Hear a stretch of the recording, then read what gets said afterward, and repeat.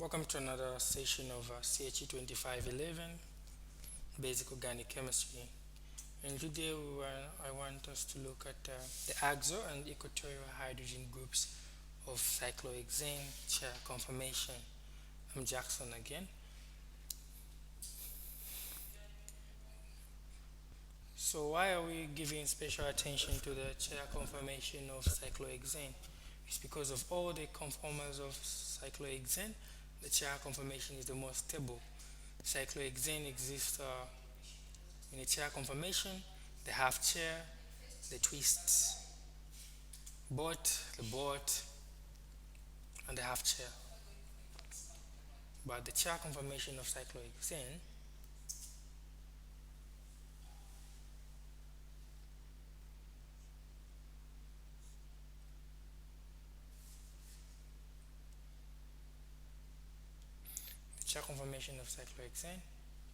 is the most stable conformation. And we're going to look at the axo and equatorial hydrogen groups and how to perform a ring flip, and then we can be able to answer this question on how you are able to tell if the groups assist or trans to each other if the cyclohexane is substituted. So basically, the axial bonds of the cyclohexane are those that are perpendicular to the average plane of the ring. What do I mean? This is axial. This is axial.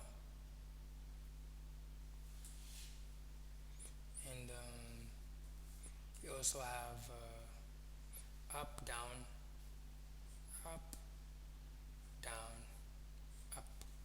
So these the perpendicular bonds are what we call the axial groups. The axial bonds.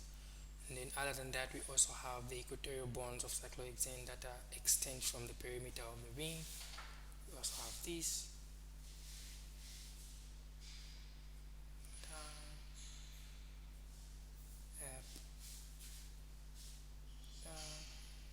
up, down, up. So imagine we put axial like this, and then equatorial. So depending on so these bonds can either be axial or equatorial, but again they can be axial up and axial down. So when you're trying to write a chair conformation, you should have emphasized this. You're trying to write the chair conformation of cyclohexane. Pardon my drawing. So if you start with axial up, axial down, axial up, axial down, axial up, axial down. So the first axial here was up, so equatorial will be down, equatorial up, equatorial down, equatorial up, equatorial down, equatorial up. So this is how these bonds are alternating. When you have axial, you either have up or you have down. If you have equatorial, it's the same thing. You have up and you have down. So when a cyclohexane ring undergoes a chair-chair conformational change, which is a ring flip, all of the bonds that were axial become equatorial, and all the bonds that were equatorial become axial. Axial becomes equatorial, equatorial become axial. But they maintain their orientation. If it was axial up and it changes to equatorial, it will be equatorial up. So I want to show this here.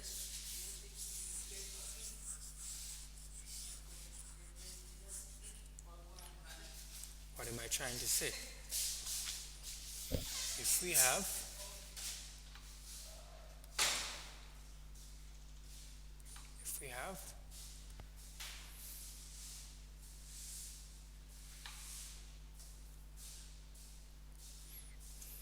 this, and then it undergoes a ring flip,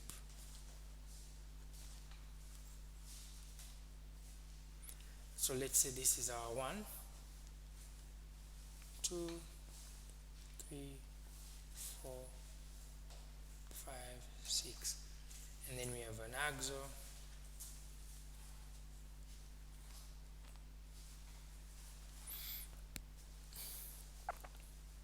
So up, axo down, axo up, axo down, axo up, axo down, so they alternate. And then if you do equatorial, this was axo up, going to be equatorial down, equatorial up, equatorial down, equatorial up, equatorial down, equatorial up. So if you put these bonds that are axo and equatorial, when this chair undergoes a wing flip, so it's like you're flipping it. Those bonds that were axo become equatorial, those bonds that were equatorial become axo, but the orientation is maintained. If it was equatorial up, it would be axo up. So what will it be? So remember I started out like this. So if it does a wing flip, I'll start out like this. That's what I'll do here. For easy drawing.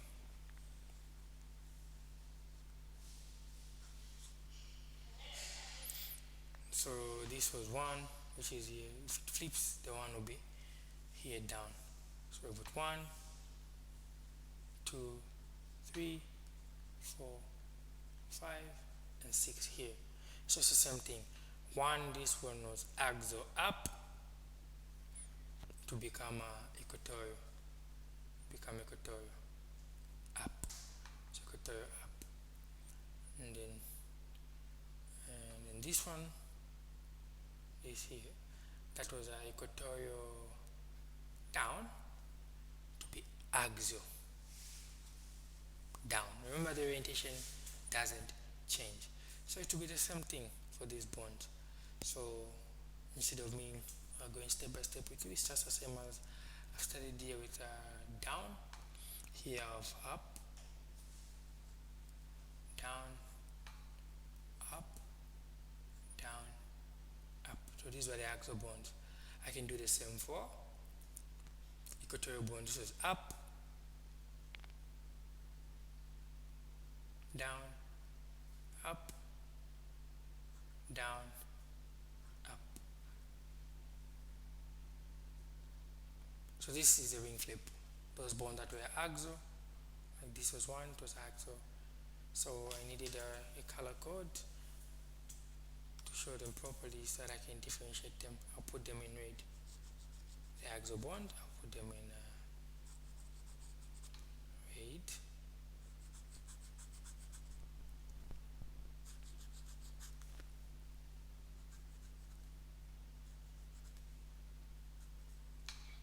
To differentiate them from the equatorial bonds. 1, 2.